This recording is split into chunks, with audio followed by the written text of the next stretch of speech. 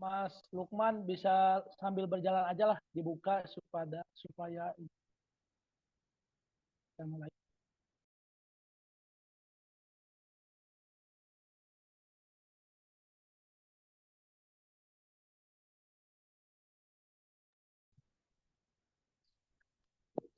Ya langsung saja. Maaf ya, maaf Ustadz Fahmi nggak bisa on kamera, soalnya baru di tempat acara. Ya, silakan, silakan. Assalamualaikum warahmatullahi wabarakatuh. Waalaikumsalam warahmatullahi taala wabarakatuh. Bismillahirrahmanirrahim. Alhamdulillahirabbil alamin. Wa bihi nasta'in ala umuri dunya waddin. Wassalatu wassalamu ala asyrofil anbiya wal mursalin. Sayyidina wa maulana Muhammadin wa ala alihi wa sahbihi ajma'in, amma ba'du. Yang saya hormati Bapak dosen pengampu mata kuliah Ulumul Quran, Bapak Ustadz Fahmi MAG. Yang saya hormati pula teman-teman semua satu angkatan. Langsung saja untuk pada siang hari ini saya akan mempresentasikan dari kelompok 3 terkait dengan makalah kodifikasi penulisan dan pembukuan Al-Quran. Langsung saja untuk kelompok 3 terdiri dari saya sendiri, Kak Ati, Kak Kaila, dan Kak Deva.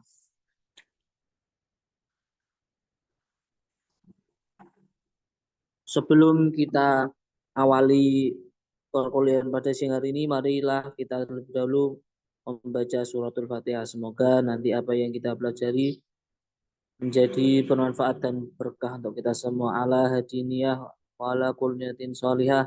Al-Fatihah. Bismillah.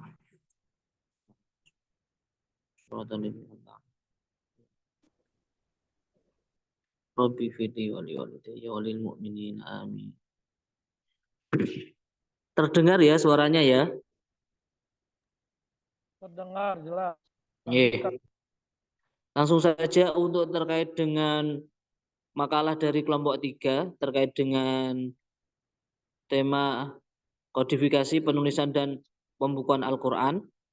Untuk latar belakang, bahwasanya Al-Quran itu merupakan kitab suci umat Islam yang diyakini sebagai wahyu Allah Subhanahu wa taala yang diturunkan kepada Nabi Muhammad SAW melalui malaikat Jibril. Kodifikasi penulisan dan pembukuan Al-Quran adalah proses penting dalam sejarah Islam yang bertujuan untuk menjaga keaslian dan keutuhan kitab suci ini, yaitu Al-Quran. Proses ini berlangsung sejak masa Nabi Muhammad SAW hingga masa Khalifah Utsman bin Affan yang kita sebut atau kita kenal dengan Rasum Utsmani. Makalah ini yaitu akan membahas mengenai tahapan-tahapan penting dalam kodifikasi penulisan dan pembukuan Al-Quran serta dalil dan rujukan yang mendukung proses tersebut. Terkait dengan rumusan masalah, bagaimana kodifikasi penulisan dan Al-Quran, terus bagaimana proses penulisan dan pembukuan Al-Quran, dalil hadis tentang proses penulisan dan pembukuan Al-Quran, dalil tafsir tentang proses penulisan dan pembukuan Al-Quran. Tujuannya terkait dengan makalah ini yaitu mengetahui kodifikasi penulisan dan pembukuan Al-Quran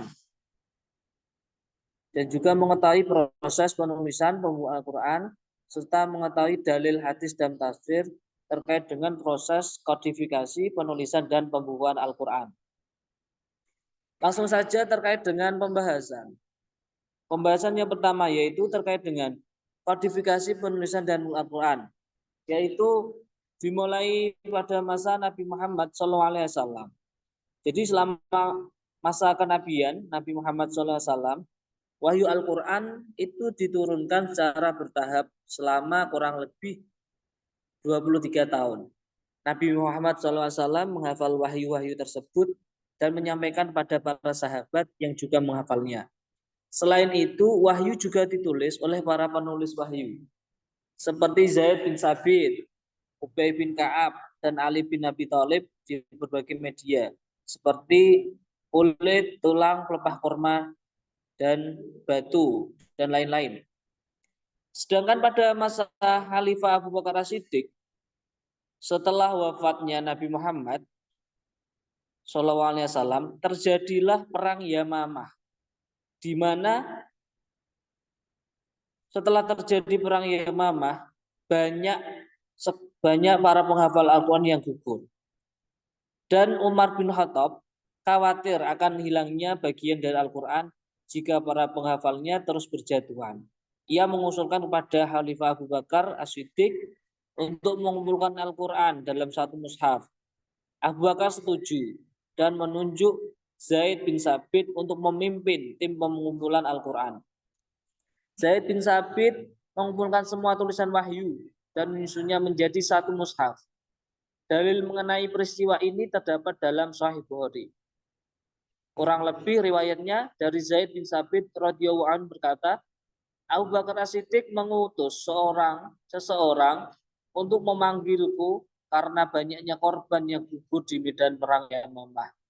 Sedang di sisi Abu Bakar ada Umar.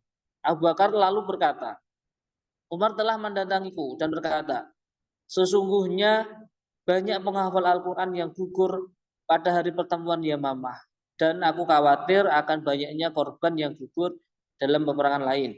Maka banyak ayat Al-Quran yang hilang, kecuali jika kamu mengumpulkannya. Dan aku Abu Bakar berpendapat bahwa engkau Umar telah mengusulkan hal itu padaku. Lalu Abu Bakar berkata padaku, Zaid, engkau adalah seorang pemuda yang cerdas dan tidak kami ragukan, dan engkau telah menulis wahyu untuk Rasulullah SAW, maka telitilah Al-Quran dan kumpulkanlah. Demi Allah, seandainya mereka memerintahkanku untuk memindahkan sebuah gunung, itu tidak lebih berat daripada yang mereka perintahkan kepadaku mengenai pengumpulan Al-Quran. Lalu setelah masa Khalifah Abu Bakar Siddiq, pada masa Khalifah Utsman bin Affan, Islam telah menyebar luas ke berbagai wilayah dan terjadi perbedaan dalam bacaan qiraat Al-Quran di antara umat Islam. Utsman khawatir perbedaan ini akan menimbulkan perpecahan. Atas saran Hudzaifah bin Al-Yaman, Utsman memerintahkan penyalinan mushaf Al-Quran yang dikumpulkan pada masa Abu Bakar ke dalam beberapa mushaf standar berdasarkan bacaan Quraisy. Mushaf-mushaf ini kemudian dikirim ke berbagai wilayah Islam dan semua salinan lainnya yang berbeda diperintahkan untuk dibakar. Dalil mengenai peristiwa ini juga terdapat di dalam Sahih Bukhari, yaitu kurang lebih Anas bin Malik radhiyallahu anhu berkata, Hudzaifah bin Al-Yaman datang pada Utsman saat dia berperang bersama penduduk Sam dalam penaklukan Armenia dan Azerbaijan. Dan dia khawatir tentang perbedaan mereka dalam bacaan Al-Quran. Hudzaifah berkata pada Utsman, wahai Amirul Mukminin, selamatkanlah umat ini sebelum mereka berselisih tentang kitab Al-Quran sebagaimana perselisihan kaum Yahudi dan Nasrani. Maka Utsman mengirim pesan pada Hafsah, istri Nabi, meminta mushaf Al-Quran yang ditulis oleh Abu Bakar sehingga Utsman dapat menyalinnya. Utsman kemudian memerintahkan 4 orang sahabat untuk menyalin mushaf tersebut dan mendistribusikannya ke berbagai wilayah serta membakar mushaf-mushaf lainnya yang berbeda. Penulisan dan pembukaan Al-Quran merupakan proses yang berlangsung sejak masa Nabi Muhammad SAW hingga masa Khalifah Utsman bin Affan. Untuk selanjutnya terkait dengan proses penulisan dan pembukuan Al-Quran dilanjutkan pada teman saya yaitu Kak Kaila. Silahkan Kak.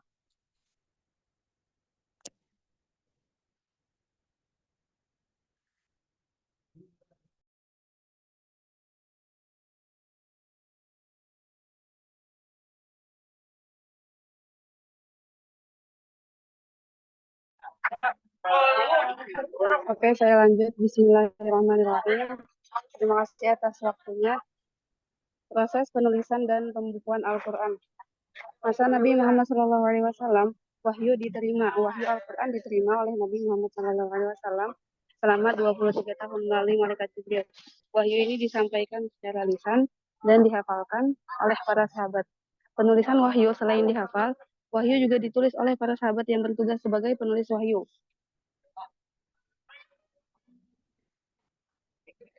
Nah, pada masa itu terdapat 3 zaman penulisan Al-Quran. Yang pertama pada masa Khalifah Abu Bakar.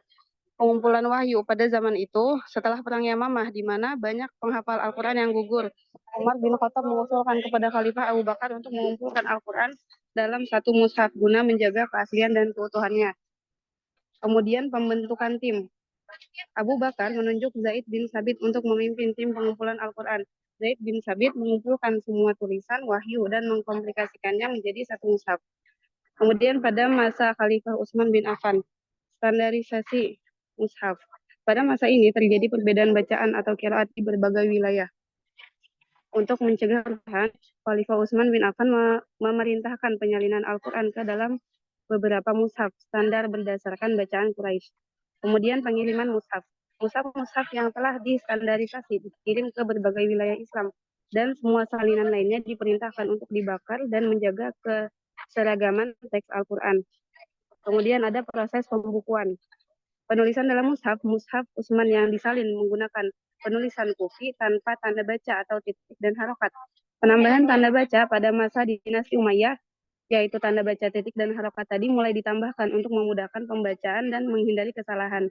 Dengan langkah-langkah ini, teks Al-Quran tetap terjaga keasliannya hingga sekarang, baik dalam bentuk hafalan maupun tulisan. Berikut adalah beberapa referensi dari kitab klasik yang mendokumentasikan proses penulisan dan pembukuan Al-Quran. Yang pertama ada kitab Al-Masahib karya bin Abi Dawud. Kemudian ada Fadail Al-Quran karya Abu Ubaid Al-Qasim Ibnu Salam. Kemudian ada Sahih Bukhari. Hadis ini ada hadis dari Sahih Bukhari. Dalam kitab hadis ini ada beberapa hadis yang mendokumentasikan proses pengumpulan Al-Quran pada masa Abu Bakar dan Utsman. Kemudian ada beberapa lagi beberapa dalil-dalil. Salah satunya lagi misalnya Al-Burhan fi Ulum Al-Quran karya Bahruddin Al-Zaski. Buku ini juga mencakup berbagai aspek ilmu Al-Quran, termasuk sejarah pengumpulan dan pembukuannya. Kemudian ada dalil hadis tentang penulisan dan pembukuan Al-Quran. Pengumpulan Al-Quran pada masa Abu Bakar As-Siddiq. Sahih Bukhari, hadis ini menceritakan tentang usulan Umar bin Khattab kepada Abu Bakar untuk mengumpulkan Al-Quran setelah banyaknya penghafal Al-Quran yang gugur dalam perang Yamamah. Zaid bin Sabit radhiyallahu anhu berkata, Abu Bakar As-Siddiq radhiyallahu anhu mengutus seseorang untuk memanggilku karena banyaknya korban yang gugur di medan perang Yamamah. Sedang di sisi Abu Bakar ada Umar. Abu Bakar lalu berkata, Umar telah mendatangiku dan berkata, sesungguhnya banyak penghafal Al-Quran yang gugur pada hari pertempuran Yamamah, dan aku khawatir ada banyak korban yang gugur dalam peperangan lain. Maka banyak ayat-ayat Al-Quran yang hilang, kecuali jika kamu mengumpulkan, dan aku, yaitu Abu Bakar, berpendapat bahwa engkau, yaitu Umar, telah mengusulkan hal itu kepadaku. Lalu Abu Bakar kepadaku, yaitu Zaid, engkau adalah seorang pemuda yang cerdas dan tidak kami ragukan engkau. Dan engkau telah menulis wahyu untuk Rasulullah Shallallahu Alaihi Wasallam. Maka telitilah Al-Quran dan kumpulkanlah. Demi Allah, seandainya mereka memerintahkan untuk memindahkan sebuah gunung, itu tidak lebih berat daripada yang mereka perintahkan kepadaku. Kemudian, adapun kesimpulan daripada makalah kami, proses penulisan dan pembukuan Al-Quran merupakan upaya penting yang dilakukan oleh para sahabat Nabi Muhammad SAW yang terjadi pada beberapa zaman khalifah. Insya Allah sampai situ. Selanjutnya saya serahkan kepada moderator.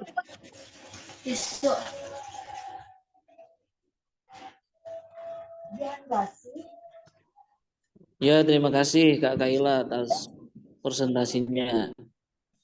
Langsung saja dilanjutkan ke makalah berikutnya Ustadz, atau sesi tanya jawab. Ya, ke makalah berikutnya dulu.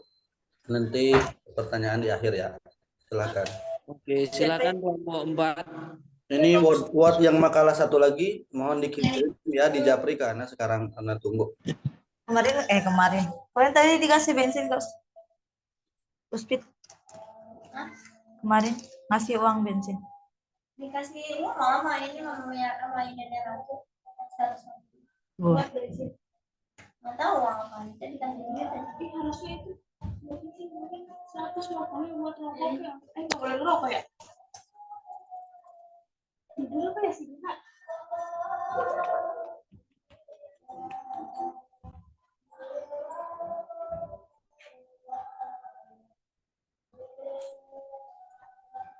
Pemakalah satu lagi apa tuh?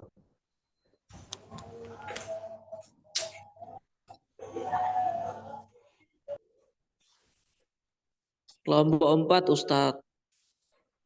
Kemarin udah disampaikan kan ya bahwa hari ini 2 makalah.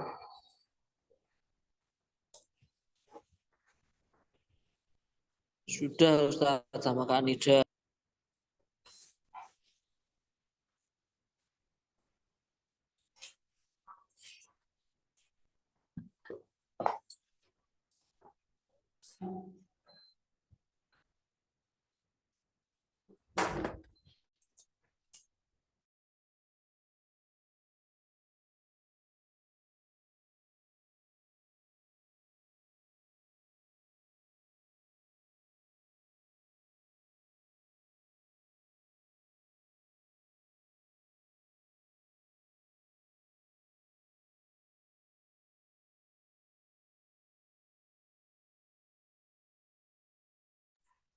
Jadi kita tunggu dulu, mungkin lagi persiapan ya.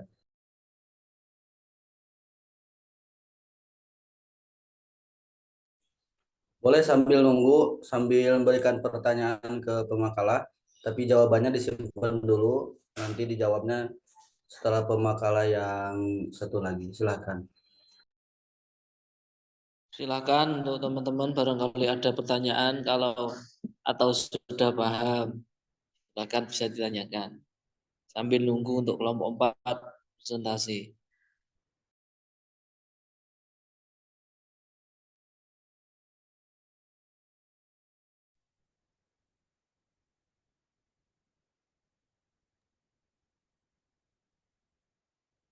Baik Kak, izin bertanya Kak. Oke, silakan Kak. Oke, terima kasih atas waktunya. Terkait tadi ya PPT yang sudah disampaikan ya tentang penambahan harokat dan juga cara penulisannya kan beda juga ya di masa Bani Umayyah kalau nggak salah tadi ya. Nah, kemudian yang saya tanyakan di sini adalah tentang suratnya Kak ya, pemilihan nama-nama surat dalam Al-Quran. Jadi ada dalam Al-Quran itu kandungan yang ada di dalam Al-Qur'annya itu namanya itu tidak tertulis secara lafaz ya, lafzi secara lafaz. Contoh Al-Fatihah, di dalam Al-Fatihah tidak ada kata-kata dari kata lafaz Al-Fatihah. Nah, ambil contoh juga di surat Al-Ikhlas ya. Di sana tidak ada kata-kata Al-Ikhlas tapi disebut Al-Ikhlas. Padahal kan di dalamnya kan yang kita tahu kan juga Qul huwa ahad itu loh ya. Ila akhirih itu. Nah, itu untuk pemilihan surat itu sendiri dipilih atau diambil oleh yang pertama kali oleh siapa untuk yang memberikan nama surat itu gitu. Dan juga selanjutnya itu adalah tentang sejarah penulisan wakaf dan ibtidah ya. Tadi kan cuma tentang harokat ya dan juga lainnya. Tapi yang terlintas di benak saya itu adalah tentang sejarah penulisan wakaf dan ibtidah. Ini kan beda-beda ya. Di Rasul Usmani dan juga debat juga beda. Dan pastinya di Asap juga pastinya beda-beda juga. Nah, itu siapa yang pertama kali yang buat itu Kak? Sejarahnya bagaimana Kak? Penulisan wakaf dan juga ibtidah. Kan ada wakaf kan ada bagian masing-masing. Ada yang wajib berhenti, contoh mim ya. Mim nggak wajib, boleh berhenti, boleh lanjut ya. Nah, ada juga yang huruf tanda lam panjang ya. Lam panjang itu kan dilarang berhenti, seumpama berhenti ulang ibtidak ayat sebelumnya. Il akhirih. Nah, itu sejarahnya itu bagaimana Kak? Yang menciptakan siapa dan juga disahkan oleh pada zaman kapan juga itu. Nah, dan juga terakhir mohon maaf nih ya, karena kemarin pertanyaan saya rasa belum 100% saya puas dengan jawaban tentang apa namanya itu sejarah nuzul Quran ya, yang tentang turun pertama kali Iqra, tapi penulisan pertama adalah Al-Fatihah ya, dan juga apa namanya wahyu terakhir yang turun yaitu adalah ayat Al-Yauma akmaltu lakum dinakum itu malah ditulis di surat di tengah-tengah nggak di akhir. Nah ini yang kemarin jawabannya saya belum puas, Ustadz Fahmi boleh nanti disampaikan lagi. Terima kasih. Wassalamualaikum warahmatullahi wabarakatuh. Waalaikumsalam warahmatullahi wabarakatuh. Silakan, ada lagi enggak?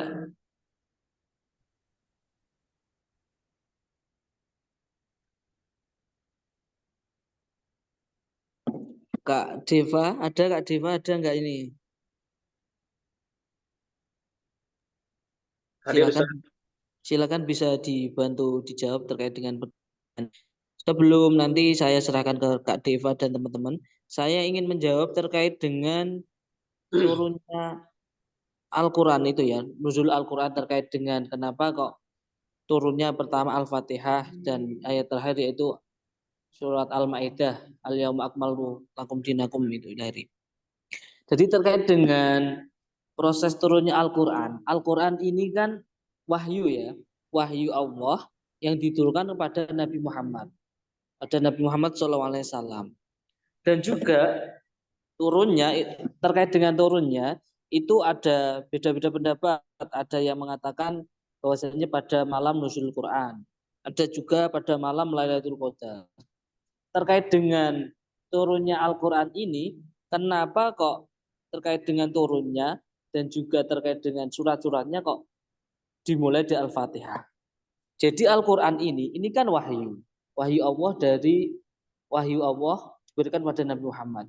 Jadi terkait dengan terkait dengan untuk yang Al-Quran ini ketika diturunkan pada Nabi Muhammad, itu kita tidak bisa memilih atau terkait dengan suratnya, misal yang turun pertama yaitu Iqra.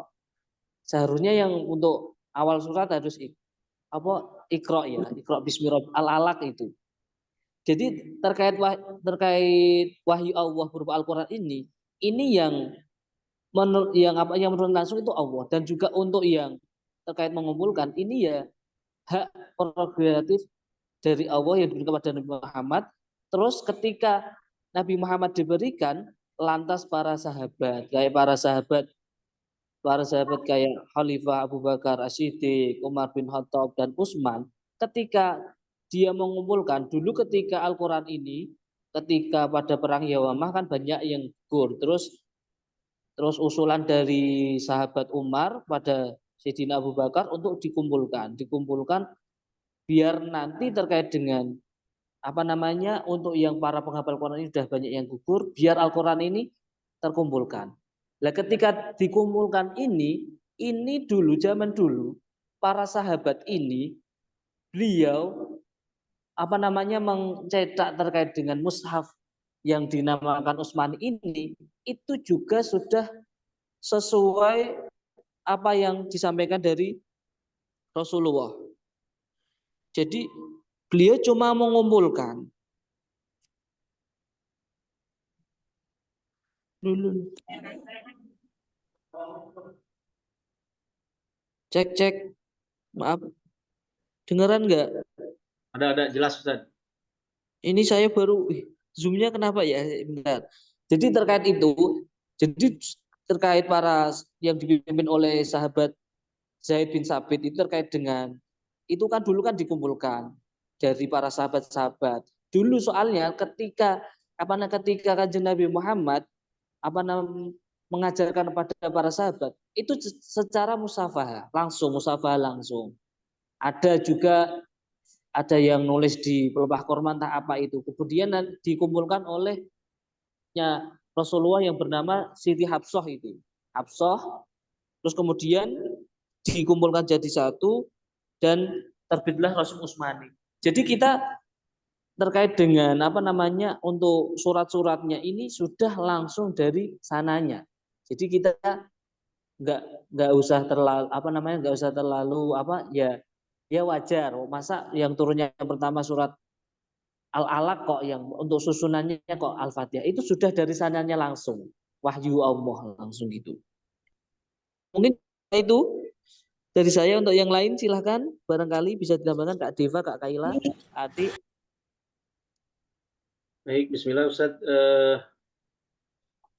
Saya izin sedikit menjawab yang saya kutip dari beberapa sumber. Yang pertama, tadi pertanyaan pertama adalah tentang penamaan surah Al-Quran. Di sini ulama berbeda pendapat tentang penamaan Al-Quran. Apakah ia termasuk taufiqi, yakin sesuai petunjuk dari Nabi atas penamaan itu, atau yaitu hasil ijtihad sahabat. Jadi ada beberapa penjelasan, diantaranya adalah jumhur ulama menyatakan bahwa seluruh nama-nama surah adalah taufiqi, artinya sesuai atas petunjuk dan perintah dari baginda Nabi Muhammad SAW, yang mana pendapat ini dikuatkan dengan beberapa dalil yang kurang lebih artinya barang siapa yang membaca 2 ayat dari akhir surah Al-Baqarah pada malam hari, maka ia akan dicukupkan.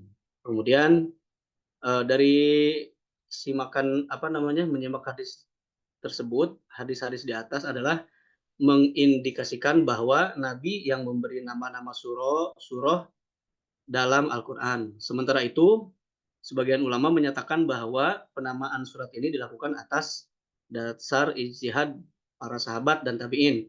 Hal ini didasarkan pada penamaan yang disematkan Imam Sufyan bin Uyainah terhadap surah Al-Fatihah. Imam Sufyan memberi nama surah Al-Fatihah dengan surah Al-Wafi'ah, sempurna, sebab dalam surah Al-Fatihah mencakup seluruh makna yang terkandung di dalam Al-Quran. Akan tetapi Imam Salabi memberi alasan lain tentang penamaan di atas, yaitu bahwa surah Al-Fatihah ini tidak menerima setengah-setengah, sebab setiap surah Al-Quran apabila dibaca dalam sholat boleh dibaca separuh di rakaat pertama, kemudian dilanjutkan separuhnya di rakaat kedua. Berbeda dengan Al-Fatihah, ia tidak bisa dibaca kecuali, maksudnya ia tidak bisa dibaca kecuali harus dibaca secara utuh dan lengkap. Dalam hal ini, baik Imam Sufyan maupun Salabi memberi nama pada surah Al-Fatihah sesuai makna yang terkandung di dalam surah Al-Fatihah tanpa berdasarkan petunjuk dari baginda Nabi Muhammad SAW. Kemudian yang kedua, itu pertanyaan yang kedua masih dari orang yang sama tadi menanyakan bahwa mengenal lebih jauh wakaf dan ibtida, gitu, kurang lebih seperti itu ya.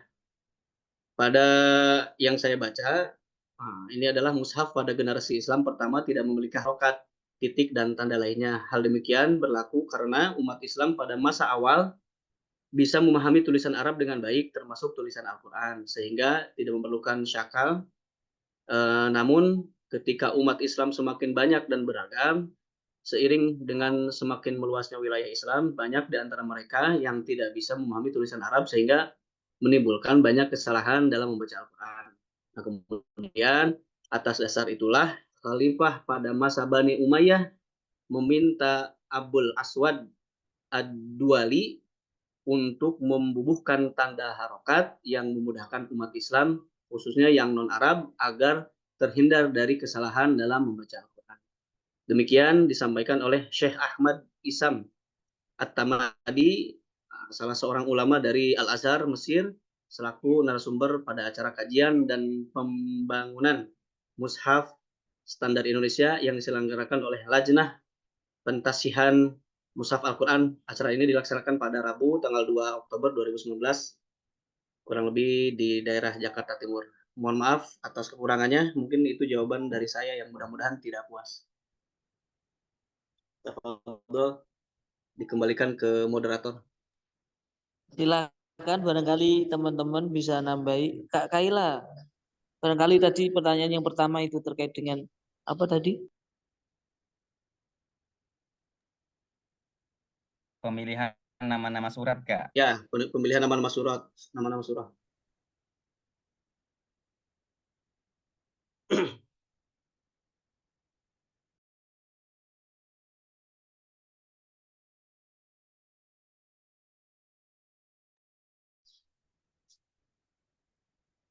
Barangkali teman-teman ini ada yang bisa membantu. Ini cuma sepengetahuan saya yang pernah saya dengar atau saya baca-baca ya. Terkait dengan penamaan nama-nama surat. Jadi Al-Quran ini kan turun wahyu dari Allah yang disampaikan pada Kanjeng Nabi Muhammad.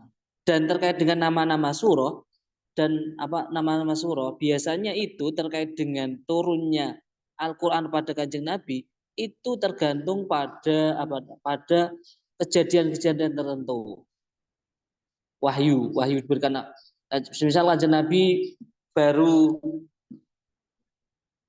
melakukan apa terus turun wahyu, misal kayak gitu. Terus itu diberikan nama-nama surat seperti itu terkait dengan kejadian-kejadian ketika Kanjeng Nabi Muhammad merasakan. Soalnya kan Al-Qur'an ini turun juga enggak sebentar, berangsur-angsur, kurang lebih tadi sekitar 23 tahun.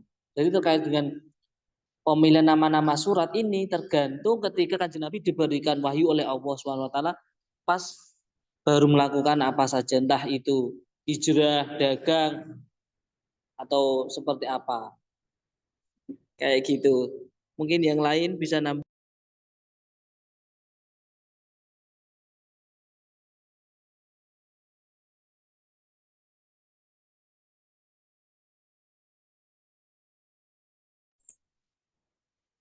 Bagaimana penanya udah terjawab belum? Kalau belum barangkali ada yang mau menambahkan, silakan. Kemudian untuk yang Al-Ikhlas itu, Ustaz, ya teman-teman semuanya itu, ya, tentang surat Al-Ikhlas itu kan di dalamnya juga apakah sama itu juga penamaannya juga dari Nabi langsung atau dari para sahabat. Kemudian untuk wakaf dan ibtidak itu tadi ya, ibtidak maaf ya. Nah, kan beda-beda itu ya. Apakah itu hasil dari ijtihad sendiri ya, yang mana itu mungkin antisipasi biar tidak salah baca, yang nanti dikhawatirkan malah nanti artinya itu malah salah kaprah gitu. Maka dikasih tanda atau tetenger, kalau bahasa Jawa itu tetenger ya, tanda biar siapa tahu ada yang baca Quran tapi tidak tahu artinya itu salah baca ketika dibaca gitu loh. Contoh apa ya? Wala taqulu ya. Apa innallah huwa thalithu salasah ya, katanya gitu. Sama masalah wakaf nanti salah nanti ya. Apakah begitu ya?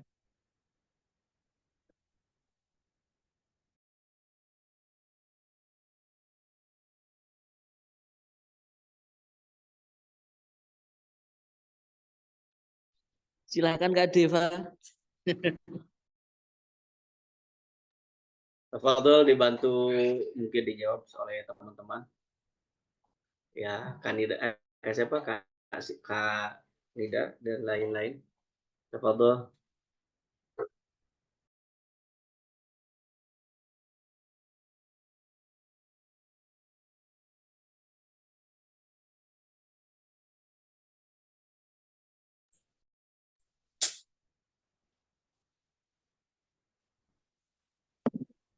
Kalau nggak ada langsung saja diserahkan ke kelompok 4.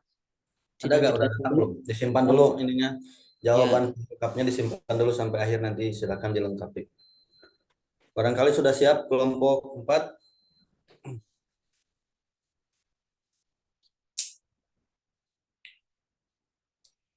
Maaf Ustadz, untuk kelompok 4 kebetulan katanya makalahnya ini orangnya susah dihubungin, tapi bakal langsung dijelaskan oleh kelompoknya. Kak Nur Asti sama Kak Fitri Patmi. Iya, silakan, tidak apa-apa. Ya, sudah ada di ruang Zoom. Silakan untuk Kak Nur Asti dan Kak Fitri Patmi untuk melanjutkan presentasi.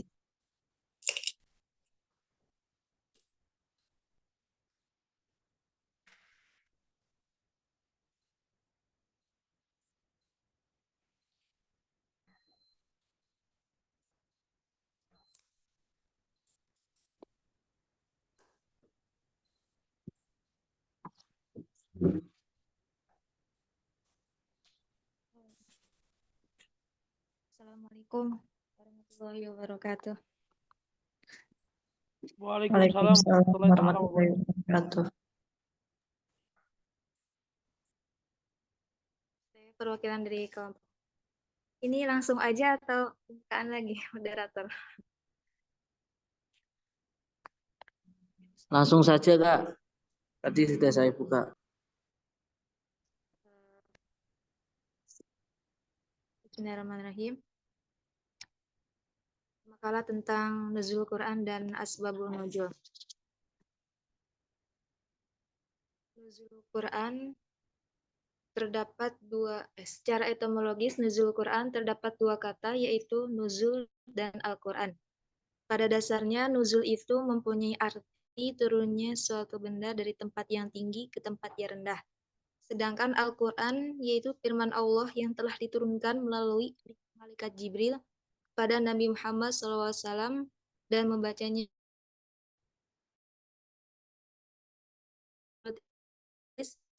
kata nuzul berarti turun dan jatuhnya sesuatu. Sedang menurut Ar-Raghib Al-Ishfani, kata nuzul berarti meluncur atau turun dari atas ke bawah.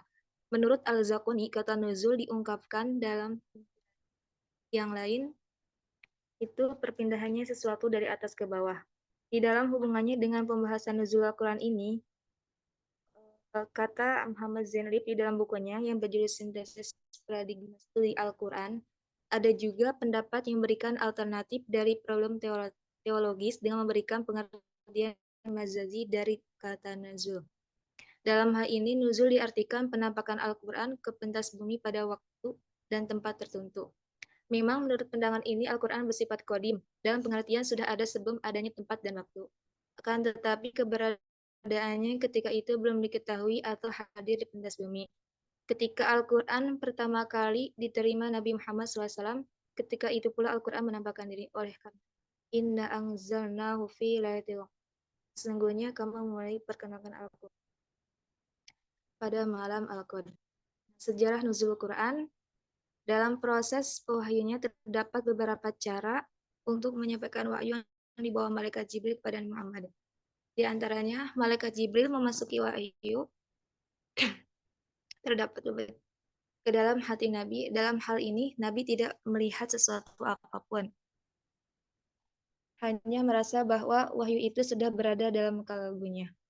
Yang kedua, malaikat menampakkan dirinya kepada Nabi menjadi seorang lelaki yang mengucapkan kata-kata kepadanya sehingga Nabi mengetahui dan dapat menghafal kata-kata itu. Ketiga, wahyu datang kepada Nabi seperti gemerincingnya lonceng.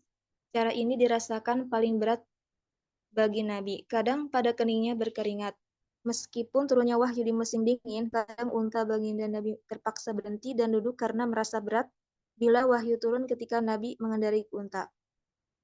Malaikat menampakkan diri kepada Nabi tidak berupa seorang laki-laki, tetapi benar-benar sebagai mana rupa aslinya. Adapun fase-fase turunnya Al-Quran ada 3 fase, yaitu fase pertama, Al-Quran diturunkan atau ditempatkan di Lauhul Mahfuz, yaitu suatu tempat di mana manusia tidak bisa mengetahuinya secara pasti. Hal ini sebagaimana diisyaratkan dalam surat Al-Buruj ayat 21-22.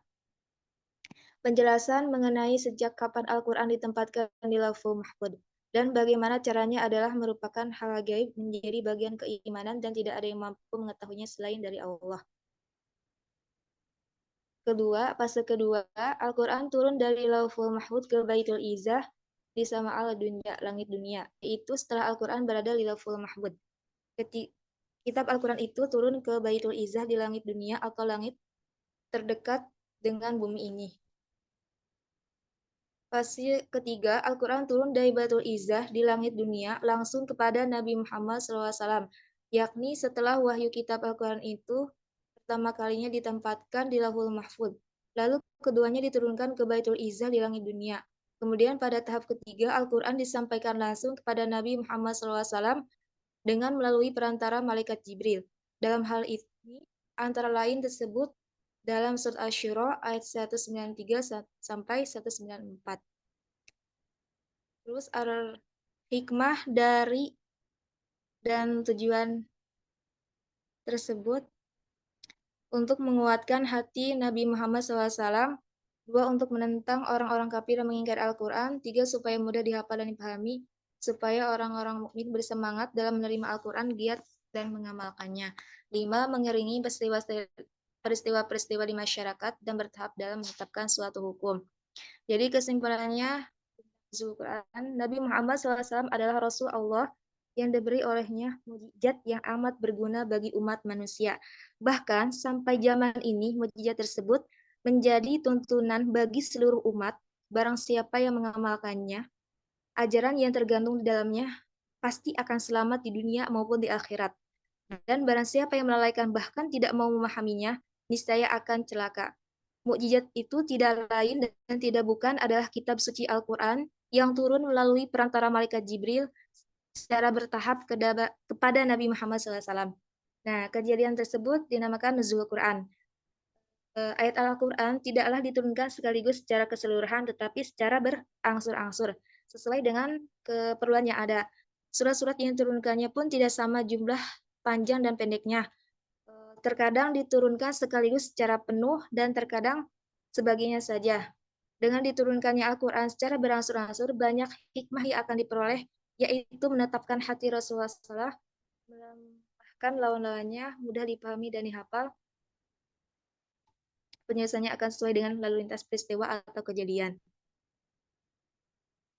Itu mungkin nuzul Quran. Selanjutnya asbabun nuzul Kak Asti.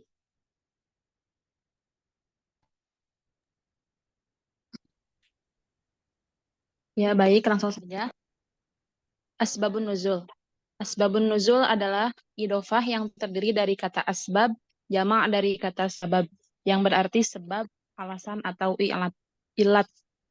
Nuzul bermakna as-su'ud, atau turun. Sehingga asbabun nuzul secara literal bermakna sebab turunnya satu atau beberapa ayat Al-Quran.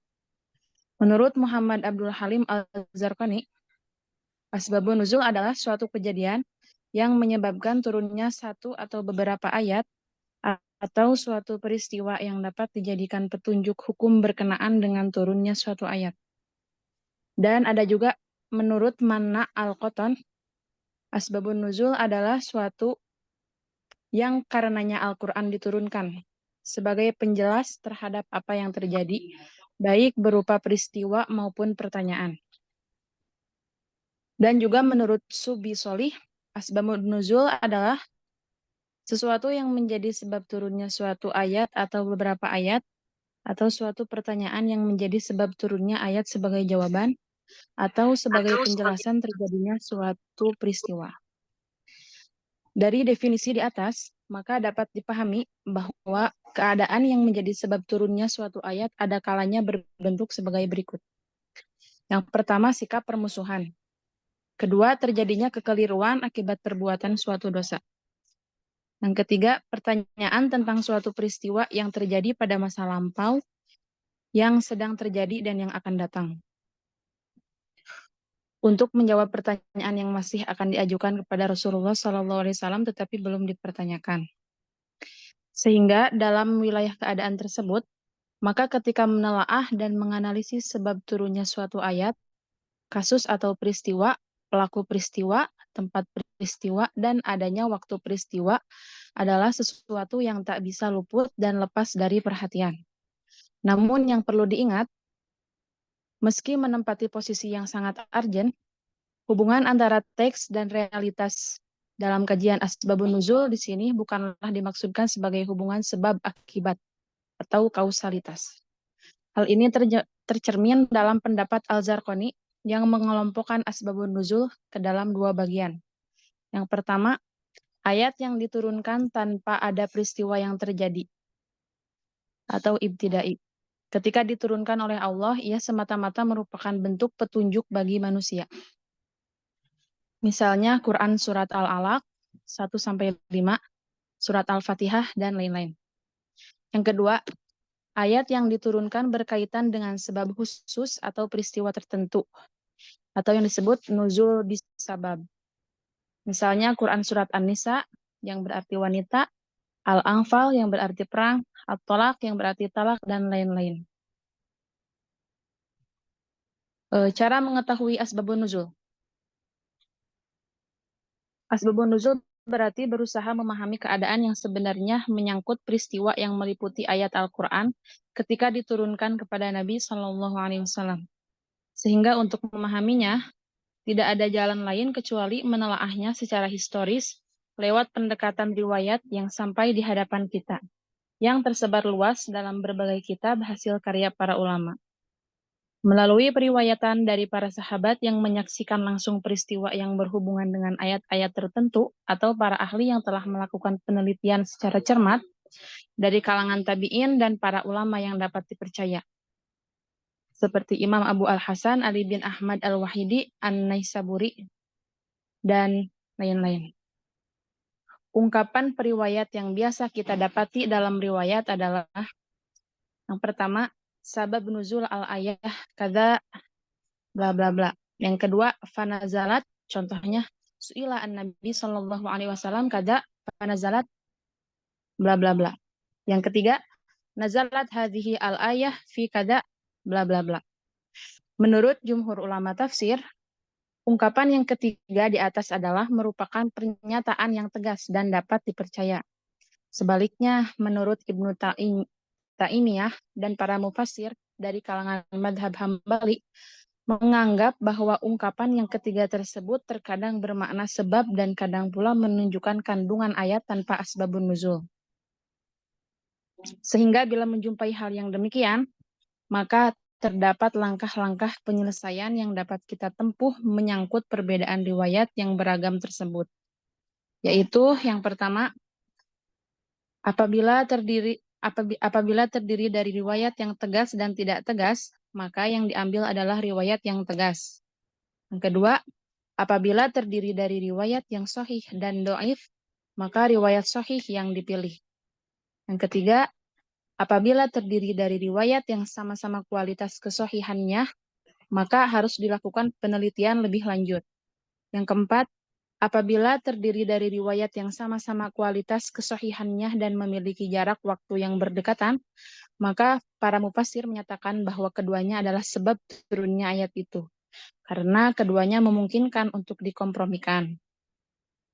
Apabila terdiri dari riwayat yang sama-sama kualitas kesahihannya dan namun memiliki jarak waktu yang berjauhan, sehingga tidak dapat dikompromikan, maka para mufassir berpendapat bahwa ayat tersebut turun 2 kali.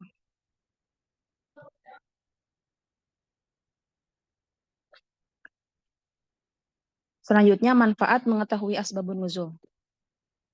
Pengetahuan tentang asbabun nuzul mempunyai banyak manfaat, diantaranya mampu mengantarkan seorang mufassir pada pemahaman yang benar dengan memahami kandungan teks dan keadaan yang menyertai peristiwa yang terjadi ketika Al-Quran diturunkan.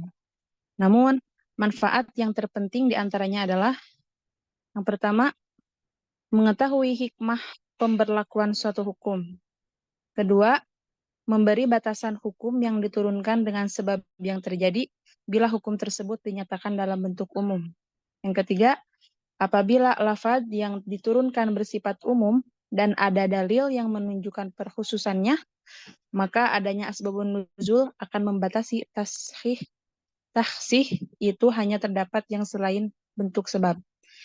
Yang keempat, mengetahui sebab turunnya ayat adalah cara terbaik untuk memahami Al-Quran dan menyingkap kesamaran yang tersembunyi dalam ayat-ayat yang tidak dapat ditafsirkan tanpa pengetahuan sebab turunnya.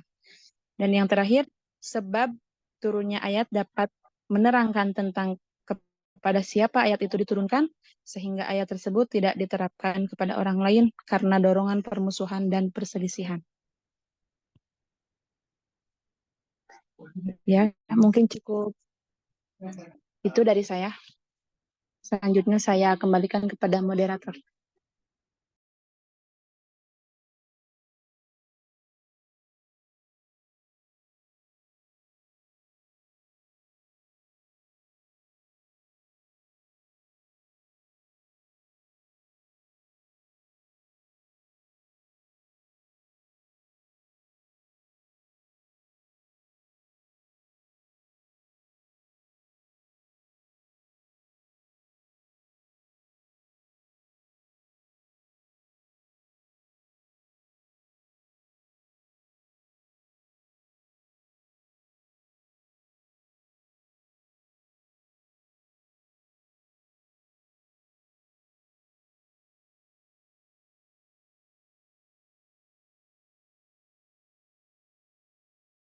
Ya, silakan ada yang bertanya pada pemakalah, silakan.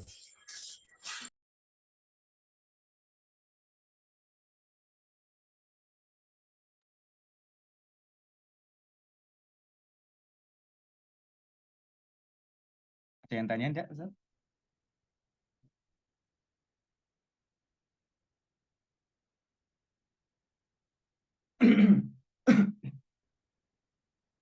Baik, kalau tidak ada yang bertanya, boleh saya bertanya lagi, Ustaz?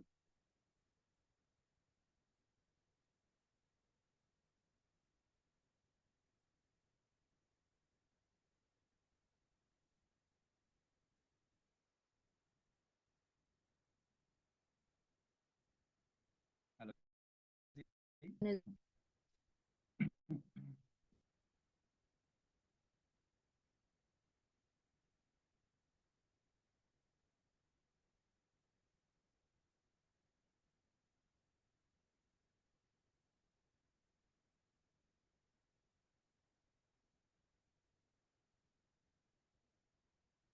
Baik, Kak Asri dan Kak Fitri.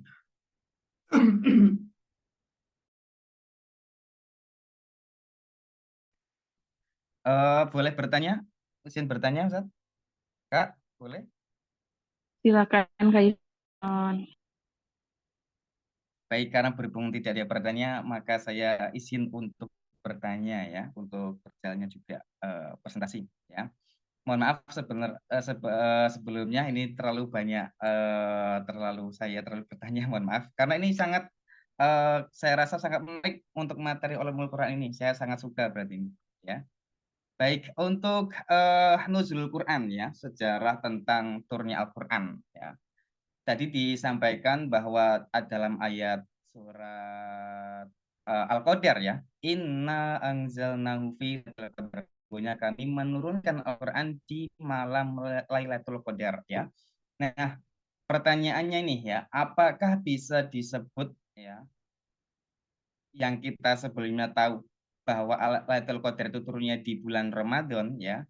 Sebenarnya kan Al-Quran tidak turun hanya di bulan Ramadan. Di bulan-bulan lainnya pun juga turun Al-Quran. Entah di bulan Muharram, Rabiul Awal, dan juga bulan-bulan lainnya. Nah, apakah bisa disebut tiap malam, ya, atau tiap malam lah kita katakan, itu bisa disebut Lailatul Qadar. Karena tadi disampaikan bahwa turunnya Al-Quran itu adalah di malam Lailatul Qadar. Sedangkan turunnya Al-Quran sendiri itu betul awalnya di bulan Ramadan tanggal 17. Tapi setelahnya kan ayat-ayat yang turun itu selain di bulan Ramadan juga ada. Apakah itu juga bisa disebut malam Lailatul Qadar bagi yang ingin mendapatkan Lailatul Qadar? Bahkan ada temanku yang juga mengatakan bahwa Lailatul Qadar itu tidak hanya di bulan Ramadan, bisa kita cari sendiri di tiap malam sebenarnya. Yang penting kita itu apa namanya yakin dan juga ikhlas itu. Kemudian yang terakhir ini pertanyaan cukup liar sebenarnya ini, ya cukup liar. Karena ini berkaitan dengan nuzul Quran ya. Diceritakan dan diriwayatkan ya. Saya tidak tahu yang meriwayatkan siapa ini, 17 Ramadan ya, dan bertepatan ketika Nabi sedang uzlah ya, atau apa namanya diri di Qura. Nah, untuk penceritaan atau periwayatan itu sendiri diceritakan oleh siapa? Dan juga kita kan sudah apa itu di dalam keadaan di dalam Gua Hira itu seperti apa ketika Nabi menggigil, terus juga sebelumnya juga Nabi apa namanya itu melihat malaikat Jibril ya, Jibril itu sangat ketakutan. Nah itu yang menceritakan itu siapa? Apakah orang itu melihat langsung apa Nabi yang menceritakan ya? Dan juga asbab-asbab lainnya itu ada tidak saksi yang secara langsung yang ada di situ? Atau ini itu hanya sebatas bukan sebatas diceritakan langsung oleh Nabi Muhammad SAW keadaan ketika beliau masih di Gua Hira. Begitu. Terima kasih.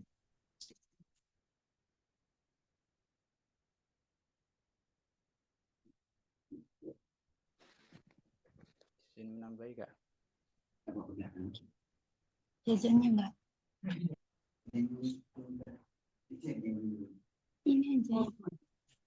Baik, terima kasih Kak Yusron. Mungkin teman-teman yang lain ada pertanyaan yang lainnya, boleh silakan. Pertanyaan dari Kak Yusron kami tampung dulu. Selagi menunggu yang lain untuk bertanya.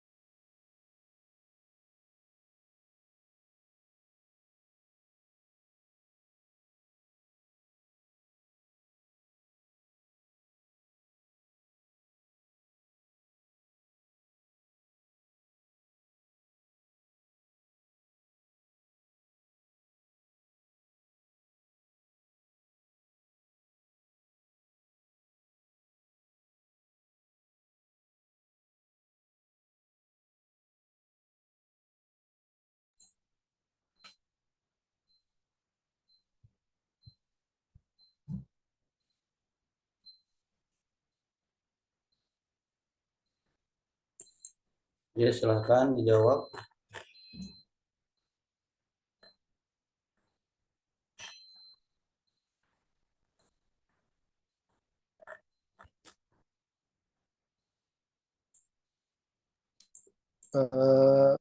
Bismillahirrahmanirrahim. Boleh menjawab, Ustaz? Iya, silakan, silakan. Bismillahirrahmanirrahim. Saya tertarik juga dengan pertanyaan Kang Yusron tadi berkenaan dengan nuzulul Quran. Dan dalam Al-Quran dijelaskan inna anzalnahu fi lailatul qadr. Saya menurunkan Al-Quran pada malam Lailatul Qadar. Ulama berpendapat bahwasannya turunnya Al-Quran itu ada yang secara keseluruhan, wahidan, ada yang secara bertahap. Maksud dari turunnya Al-Quran pada malam Lailatul Qadar sudah dijelaskan tadi sama kelompok 4, bahwasanya Al-Quran itu ada tahapan-tahapan dalam penurunannya. Dari Lauhil Mahfuz ke Baitul Izzah. Dari Baitul Izzah kepada Nabi Muhammad Shallallahu Alaihi Wasallam. Yang diturunkan pada malam Lailatul Qadar itu yang mana? Yang diturunkan pada malam Lailatul Qadar secara keseluruhan adalah dari Lauhul Mahfuz ke Baitul Izzah. Jadi yang menjadi pertanyaan, lah kan ke Nabi Muhammad itu turunnya itu selama 21 tahun. Masa tiap malam itu Lailatul Qadar? Bukan seperti itu maksudnya. Yang dimaksud dengan inna anzalnahu fi lailatul qadr dalam Al-Qur'an itu turunnya Al-Qur'an dari Lauhil Mahfuz ke Baitul Izzah. Yang turunnya dari Baitul Izzah kepada Nabi Muhammad itu secara historial, secara sejarah.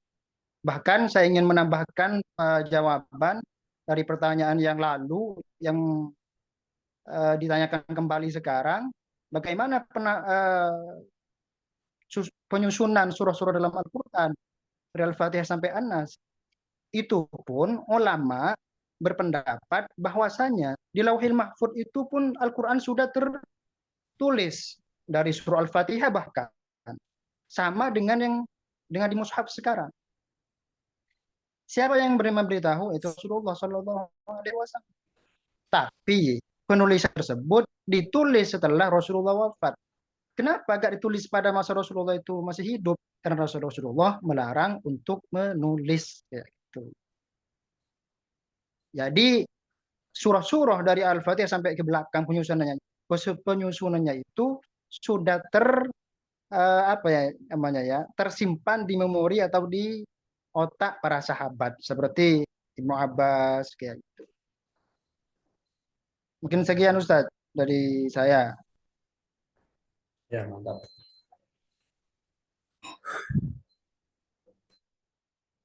Silakan ditanggapi lagi kalau ada, kalau tidak ada biar saya mulai ini. Biar tidak terlalu lama ya. Jadi alhamdulillah ya, terima kasih pertama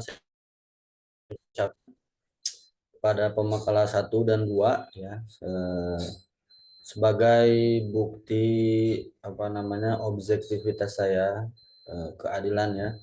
Jadi termasuk kemaksimalan antum semua dalam mengerjakan tugas itu saya nilai juga, mana yang tepat waktu, mana yang mengikuti arahan ya. Adapun kendala-kendala teknis itu ya bisa jadi kelalaian antum semua, dan saya akan memberikan nilai sesuai insya Allah sesuai kemaksimalan antum ya. Jadi ketika Anda lihat oh ini ada keunggulannya misalkan betul-betul maksimal dari pengerjaannya atau apa, insya Allah Anda akan berusaha adil, jadi tidak merata semua ya. Oke.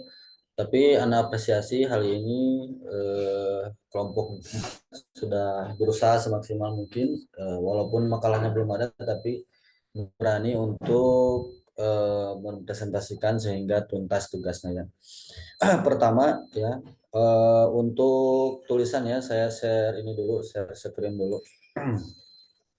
Seperti biasa saya apa namanya mana ya tadi?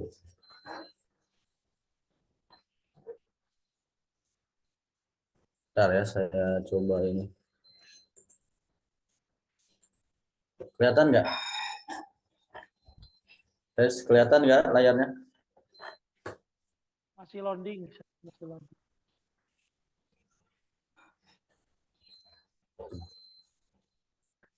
Ini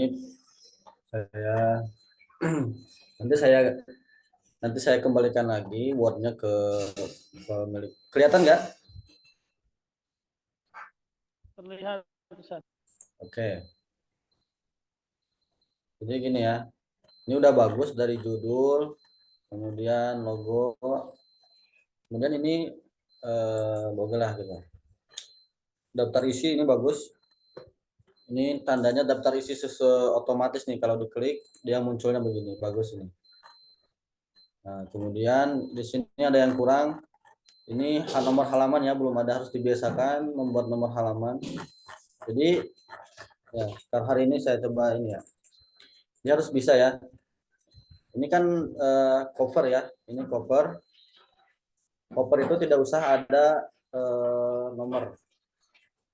Mulai daftar isi lah, dari daftar isi kemudian kata pengantar ya, itu nomornya Romawi. Caranya gini, nah, kita klik di sini di halaman ini, kita klik, kemudian kita cari ini apa, reference, bukan ya, mana nih, bentar ya, lupa lagi saya. Oh, kita kliknya di tulisan daftar isinya, daftar isi.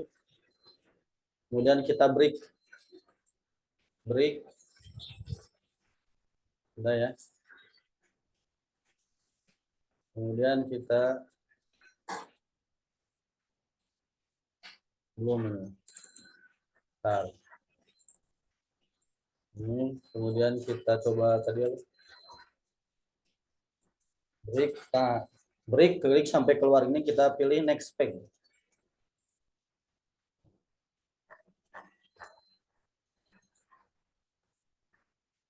Oh, ini masih jadi terpisah ya. Nah, coba balikin lagi.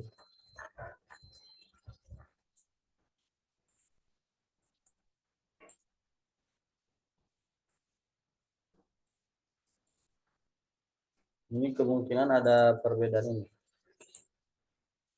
Nah, oh iya gini.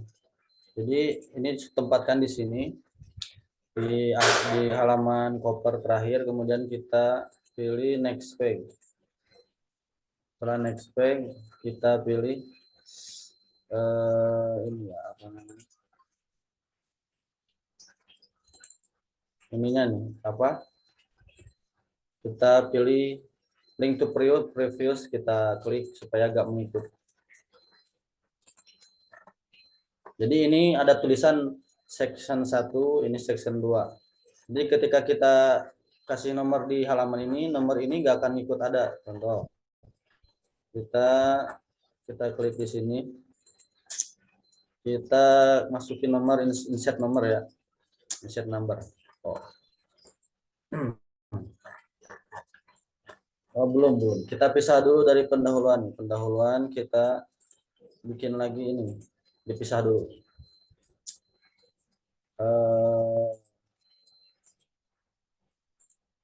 Jadi nanti ini makalah ini nanti di ini aja, di copy aja supaya lihat ya. Nah udah dipisah semua. Sekarang kita kasih nomor dari daftar isi. Ini karena penulisannya sangat penting. Di page number kita kasih bottom ya, di bawah. Bottom. Kita pilih yang tengah bawah. Ini klik, ya udah ada tuh 1, 2 ya. Ini masih ada, kita hilangkan.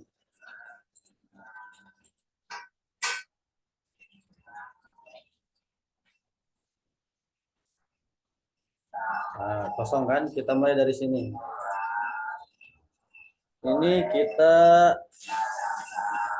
format number, kita atur ini mulainya dari 1. Tapi kita mulai Romawi, kita pilih ini, kemudian kita cari angka Romawinya yang ini. Kita klik, nah maka dia akan nomor 1. 1 otomatis halaman setelahnya itu akan 2. Nah, 2. Nah, ya, halaman nomor tidak ada nomor. Kita antar semua Romawi. Nah, baru dari sini kita pakai nomor. Nah, ini kan 3 tuh nomornya, kita ini kan. Kita kasih di parent page, kita ini nomor ini kita atur. Kita format number. Dari 1 mulainya. Nah, kan 1. Dia otomatis ke bawah akan nomor sendiri, 2, 3, 4, 5, 6. Bisa kalau kemudian saya kasih komen di sini di makalah ini ya. Nih, jadi setiap ada tanda ini lihat ada komen. Nah, ini udah bagus sebenarnya. Ini ada tanda komen lagi, apa saya yang komen? Nanti tinggal dilihat ya pemakalah, nanti saya balikin. Nah untuk ini udah bagus, tinggal ini nih apa? Footnote, lihat, kasih tab 1 tab, biar ke tengah sedikit. Nah gitu. Ini juga. Nah gitu. Setiap footnote dikasih tab sekali. Ini juga ke tengah. Ya. Ini sedikit-sedikit kita perbaiki lah. Nah, penulisan daftar pustaka ini penting juga. Jadi kalau daftar pustaka gak usah pakai nomor ya, kita hapus nomornya. Kita hapus. Nomornya kita hapus. Ini daftar pustaka penting ya, harus benar.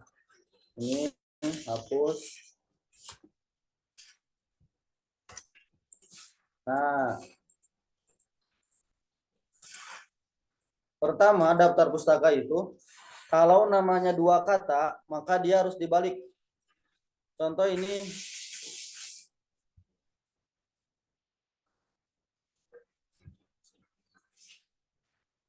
nah, ini udah ya, udah dibalik ini.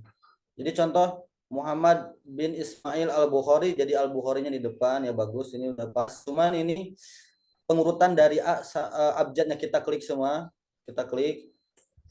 Nah, ini ya, kita klik. Nah, kita pilih ini yang ada huruf A sama Z. Kita urutkan. Oke, klik aja oke. Maka nanti huruf awalnya kan dari A. Nah, Jadi dulu a baru i. Nanti kalau jadi ngurut ininya. Jadi namanya itu jangan kalau awalan a semua dulu a, nanti b c. Itu tadi caranya ya, ada huruf a sampai z di atas itu akan mengurutkan. Ini udah bagus. Udah pas lah ini. Ya, jadi sedikit-sedikit dibenarkan. Tapi ini udah bagus. Kemudian terkait tadi nuzulul Quran udah dibahas juga. Jadi emang betul ya. Pertama terkait ini ya yang terdekat tadi di makalah kedua terkait surat Al-Qadar berkaitan dengan nuzulul Quran itu emang ada sebagian kelompok kecil yang berkata, terutama ulama tasawuf ya, bahwa malam Lailatul Qadar itu sebenarnya tidak usah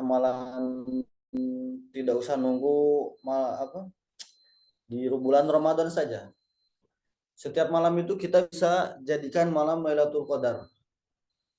Di mana malam Lailatul Qadar itu yang malam itu diisi dengan ibadah, dengan khusyuk, sehingga ibadah kita itu melebihi di hari-hari yang lain, dan pahalanya itu tidak akan bisa terhitung karena hitungan pahala itu hal yang itu ya salah satunya. Jadi malam Lailatul Qadar itu intinya itu malam yang dipakai ibadah, itu menurut ulama tasawuf lah, sebagian kecil gitu ya. Tapi hanya sebagian kelompok saja. Jadi memaknai malam Lailatul Qadar itu dengan maknawi, bukan secara histori. Tapi kalau secara histori, jadi malam Lailatul Qadar itu ya bagaimana riwayat yang disampaikan ke kita. Jadi malam di mana di Al-Qur'an jumlah sejumlatan wahidah, ada fase munajjaman. Kalau jumlatan wahidah itu dari Lauhil Mahfud ke Baitul Izzah. Ya, harusnya tadi sedikit. Jadi turunnya Al-Qur'an dari Lauhil Mahfud ke Baitul Izzah turun di malam Lailatul Qadar. Sebenarnya ikhtilaf juga malam Lailatul Qadar itu bukan tanggal yang bilang tanggal 27, ada tanggal paling masyhur tanggal 17 Ramadan. Ya. Cuman terkaitan Lailatul Qadar ketika setelah sempurna turunnya Al-Qur'an barulah maksud bukan bertepatan dengan turunnya Al-Qur'an, bahwa Al-Qur'an turun di malam Lailatul Qadar sehingga pada malam itu turun rahmat Allah yang melebihi di malam-malam yang lain. Ya. Nah, setelah turun ke Baitul Izzah, maka Al-Qur'an turun kepada Nabi dengan cara munajjaman. Jadi betul tadi kata Mas Yusron, ya, Ustaz Yusron,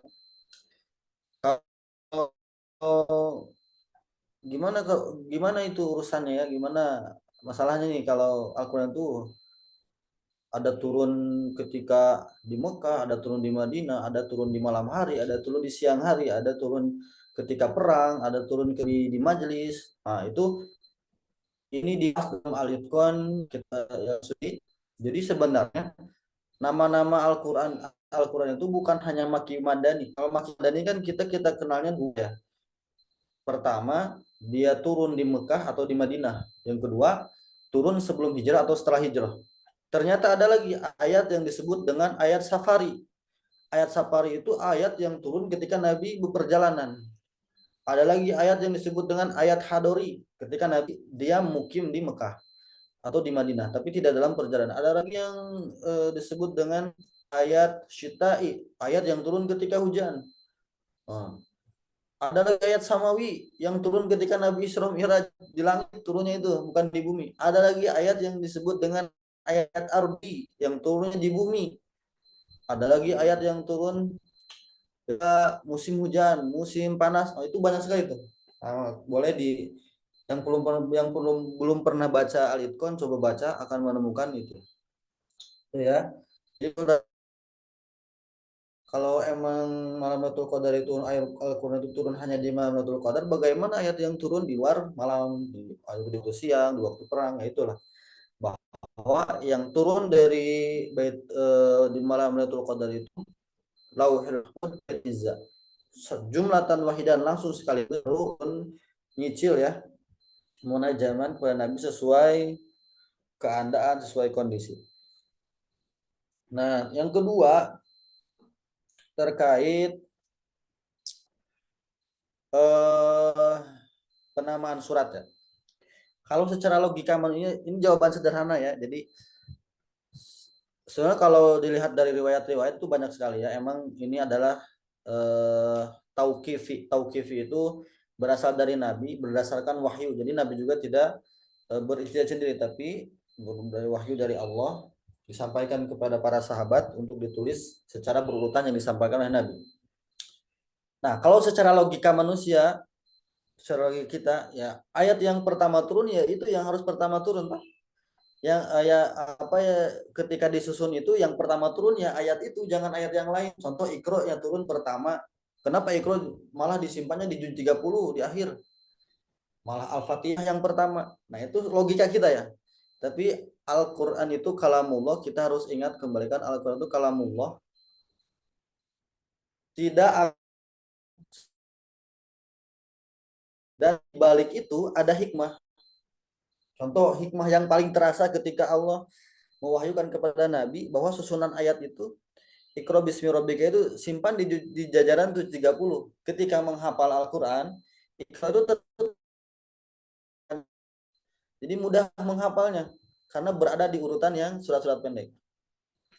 Coba tiba-tiba Iqra misalkan ada di pertengahan antara Al-Baqarah sama Ali Imran. Nah, itu kayaknya janggal sekali gitu. Tapi dengan tauqifi susunan ayat itu indah sekali. Coba lihat dari Al-Baqarah panjang sekali, mulai agak sedikit pendek Ali Imran, mulai Al-Maidah, terus ini makin pendek, makin pendek, makin pendek.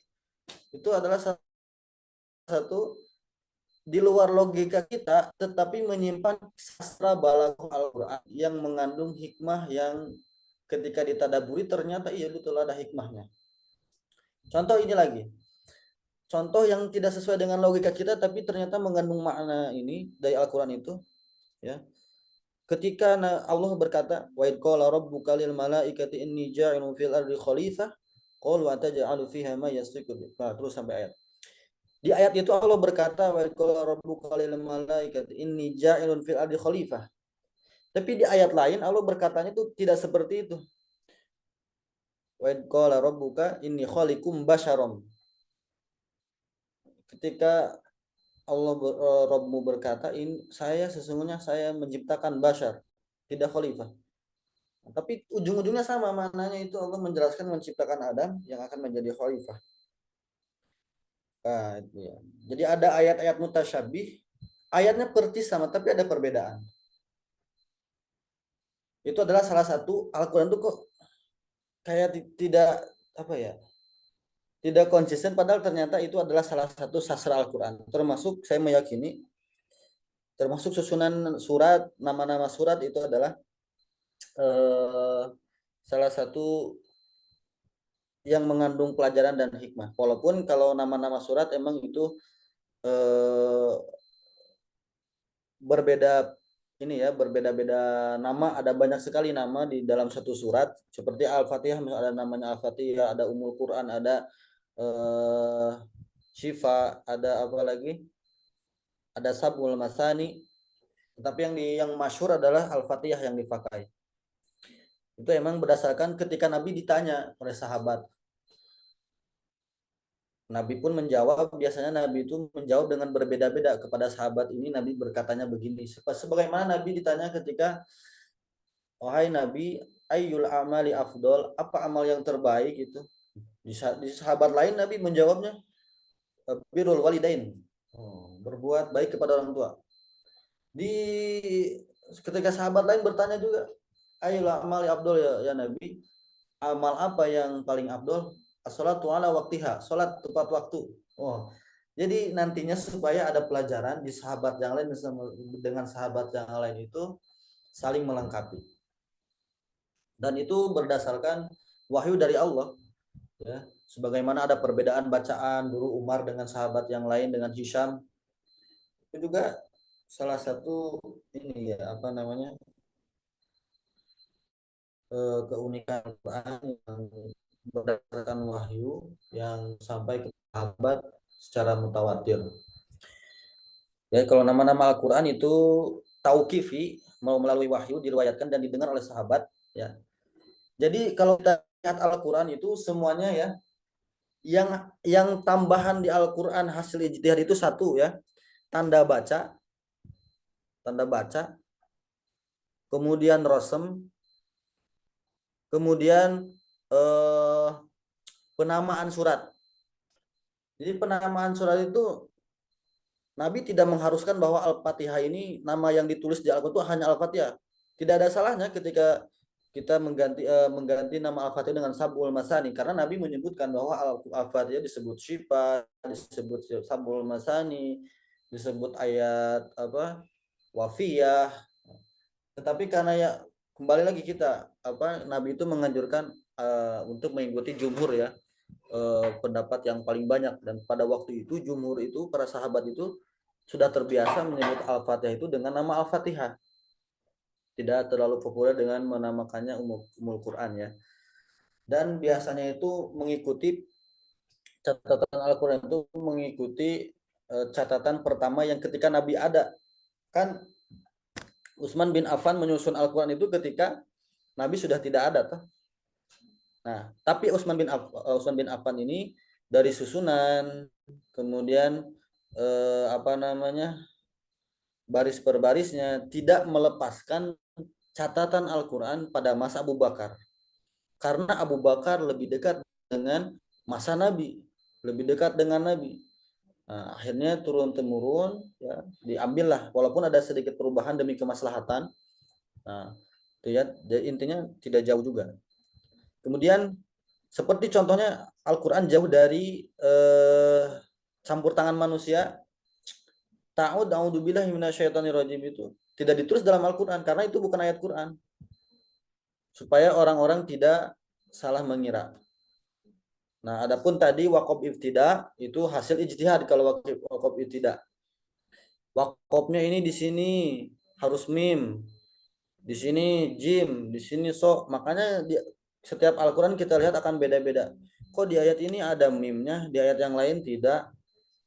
Seperti saktah di bacaan Hafiz di Yasin ada, terus di surat Al-Mutaffifin ada, tapi kalau di qiraat lain belum tentu ada. Ya. Itu. Jadi kalau waqaf ibtida itu emang ijtihadi. Dan waqaf ibtida juga ada pembahasan kalau nggak salah di makalah ini, makalah ke-14 ya.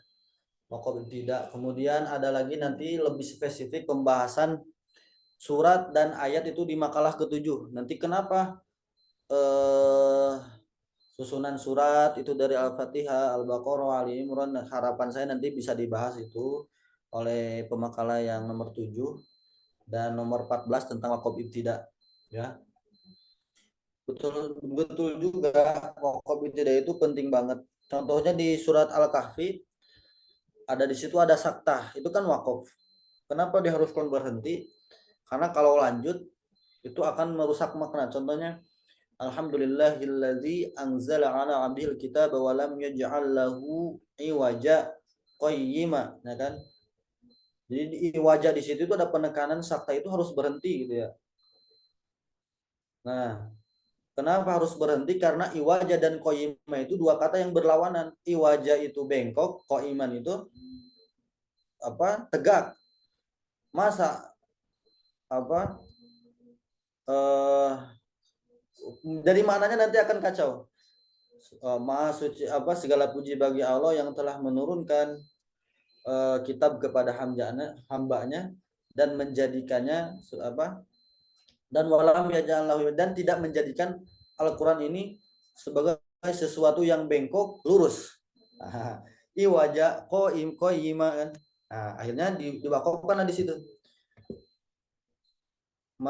Segala puji bagi Allah yang telah menurunkan Al-Quran kepada hambanya dan tidak menjadikan Al-Quran ini sesuatu yang bengkok, tetapi lurus. Contohnya gitu, ya, maknanya itu tetapi lurus. Jadi ada jedanya, ada jeda. Nah, bayangkan kalau di situ tidak ada saktah. Kadang kalau tidak ada wakaf yang mengharuskan berhenti, biasanya kalau baca cepat biasanya lanjut aja kayak murojaah itu. Alhamdulillah jangan beli kita bolam jangan wajah koi malah yang bila bahasa sarina itu kan ya, bisa aja ditabrak. Tapi kalau ada sakta walaupun secepat apapun pasti dia harus berhenti di situ. Nah, walaupun sebenarnya ya itu hasil ijtihad ya, tapi ada kemaslahatan ketika berhenti, ada hikmah sendiri. Apalagi ya tadi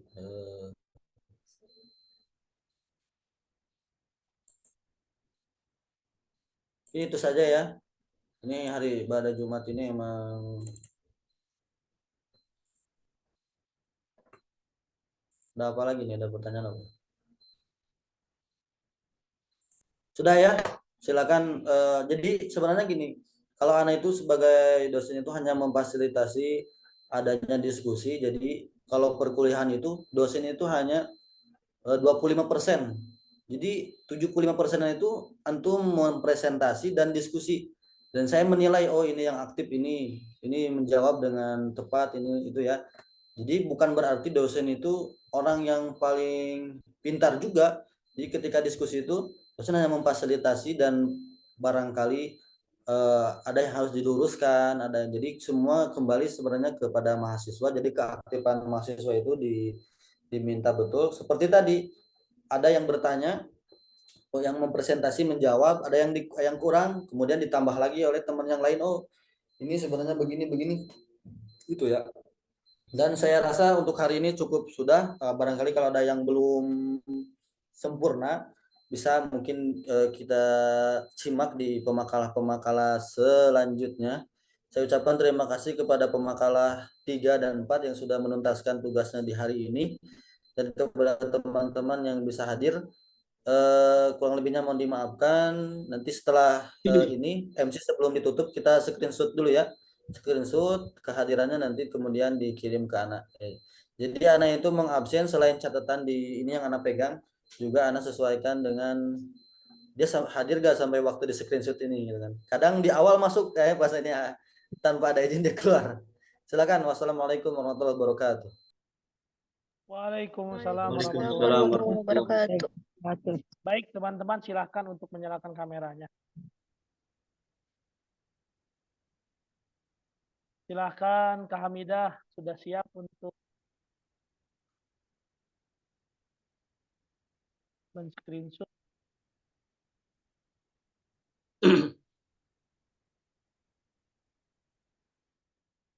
1, 2, 3. Tunggu bentar. Oh, tunggu. Oh ya, baik. Silahkan. Untuk Kak Kaila izin keluar dulu, tadi ada acara Kak Kaila ya. Kak Kanida yang bagian absen kelas B. Ya, 1, 2, 3. Tunggu bentar.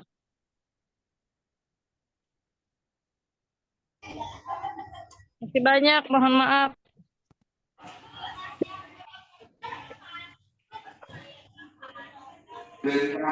Oke, terima kasih teman-teman untuk pertemuan hari ini.